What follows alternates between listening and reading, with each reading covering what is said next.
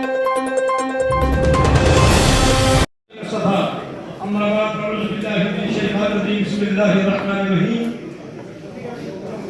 गुलाम मोहम्मद सैयद ख्वाजा इमाम जामा मस्जिद पटाई सैयद ख्वाजा से मैं आज सुप्रीम कोर्ट की सरजमीन पर जनाब रविंद्र रैना साहब और अली गुप्ता साहब और दीगर खुसूसन हमारे बुखारी साहब और शोहेब मलिक साहब और तमाम हजरात का अगर मैं नाम लूँ तो शायद इजाफी होगी, नाम न लेने पाए इसलिए कि टाइम कम है।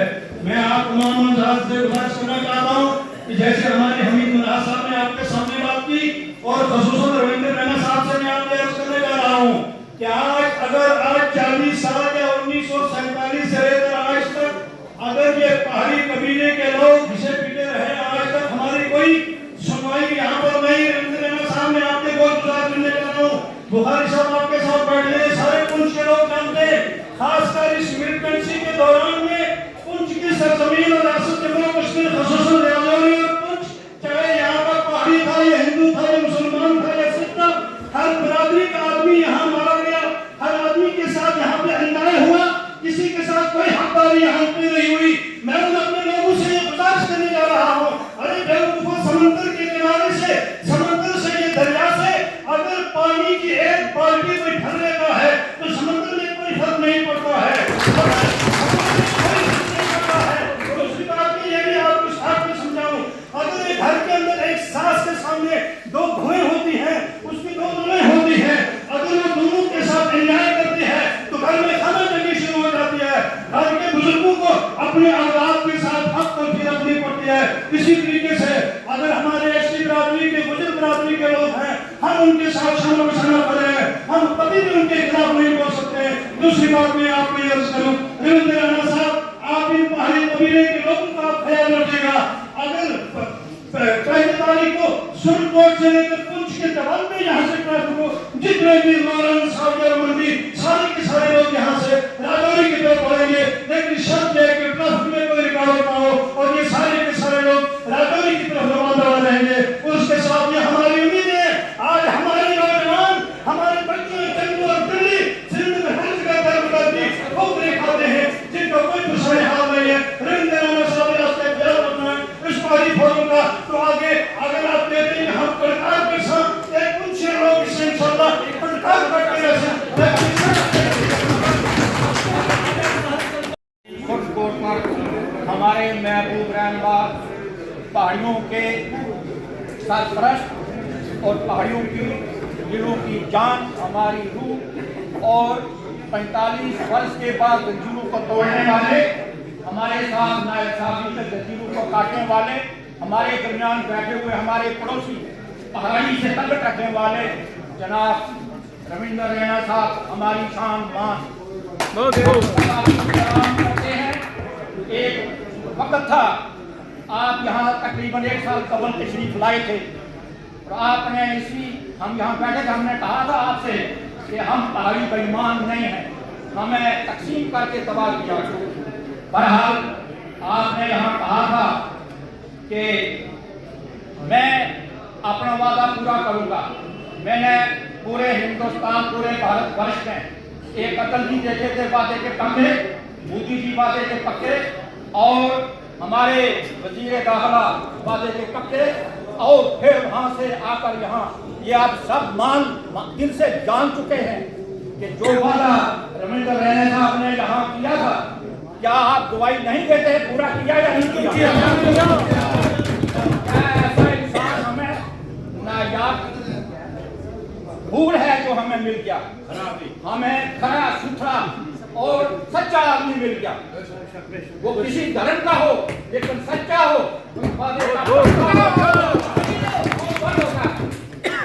हमें इतनी ऐसी खुशी नहीं है जितनी मर्द मुजाहिद सच बोलकर आज शेर की तरह कौम में रखा है। अब पहाड़ियों में वो जज्बा आ चुका है, आप जितना सैलाब आने वाला है, आप जितने मर्जी बंद पढ़ो, ये उठने वाला नहीं है, ये बंद होने वाला ही सैलाब नहीं है, ये आगे ही बढ़ेगा। ये पहाड़ों पर और पहाड़ों की चोटियों पर, सड़कों पर, बाजारों में, दुकानों में, मकानों में आपकी जय जयकार हो रही है। आपको मैं आशीर्वाद पेश करता हूँ। आपने 48 वर्ष के बाद एक कौम की नब्ज को देखा। आपने यहाँ जो वादा किया, हमारी एसटी की फाइल आपने बनवाई यूटी जम्मू कश्मीर से, उसको दिल्ली तक आप ले गए, वहाँ आपने आंसू मेंटू और बड़ी जदोजहद से आगे चलाई, फिर आगे तक आप गए। हमारे हम में से कोई किसी के बहुत अमीशा तक नहीं हो सकती थी, ना मोदी साहब तक हो सकती थी। ये आपका कमाल है कि लाल किला को जुम्मे जमहूरिया के मौके पर हमारे तो आजाद साहब चलने लगे, मैं कहा हमारी बात सुनते अपने। हाँ, मेरी एक बात सुनो, वो मामले जिंदगी में कभी नहीं हो सकते। कश्मीरी को कभी जिंदगी में आजादी नहीं मिल सकती, और पहाड़ी को कभी ऐसे नहीं मिल सकती। ये प्रधानमंत्री आजाद ने कहा, जो आज ये चलाया मेरे भाइयों, पहाड़ी भाइयों, मैं आपको ये बताऊं, हर जमात ने हमें धोखा दिया, हमने हर एक के साथ वफादारी किया है। आज वक्त आ चुका है, अगर अमित शाह या इस देश के वज़ीर आज़म हम हमारे साथ को नेकी लगाने जा रहे हैं, हमारे बच्चों का मुस्तकबिल बेहतर बनाने जा रहे हैं, उस नेकी का बदला हमें ऐसे चुकाना है या किसी की तीन कितनी चीजें बाकी रविंद्र राणा जी, विभोद गुप्ता जी, सोहेब मलिक जी, अमर कुरैशी साहब, बुखारी साहब, प्रदीप जी और गुप्ता जी, सारे की मेरी तरफों नमस्कार आदाब है।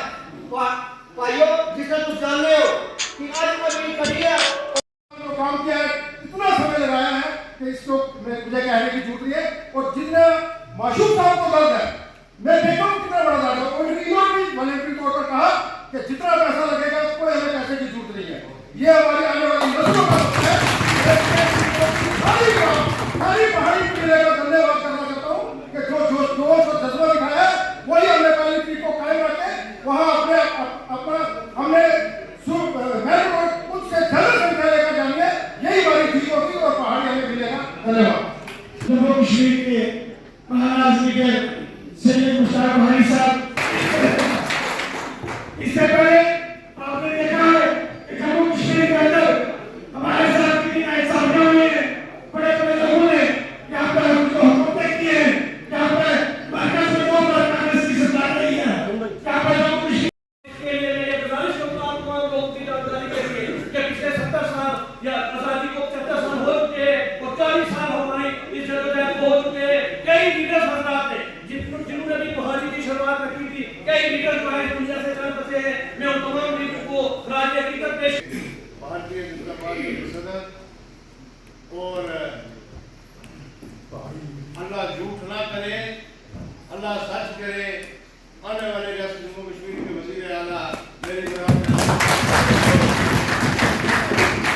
हमारे दरमियान रजौरी पुंछ में मसले वाला है, उसकी इल्म का सवाल है कि हम कम से कम 15,000 लोग सुप्रीम से जाएं ताकि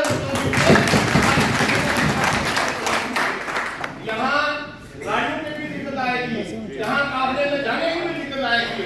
लेकिन ये कौम जो है, एक जमाना था कि यहाँ से बैतुल कश्मीर महाप्रदेश से लोग जाते थे, यही समझो कि पॉलिटिक्स में आया और हर जगत को वहाँ पहुँचना है। जुझारू नेता, और मैं कहूँगा कि हमारे पुंछ के हैं, ये कितने फख्र की बात है जब हम ये कहते हैं कि हमारे होने वाले जो हैं सीएम जनाब रविंद्र राणा साहब, भारतीय जनता पार्टी, आप देखोगे कि जम्मू कश्मीर के उभरते हुए और आने वाले हमारे नेक्स्ट सीएम जो आने वाले सीएम और पुंछ के, इससे बड़ी खुशी की बात कोई नहीं हो सकती है। राणा साहब और खासकर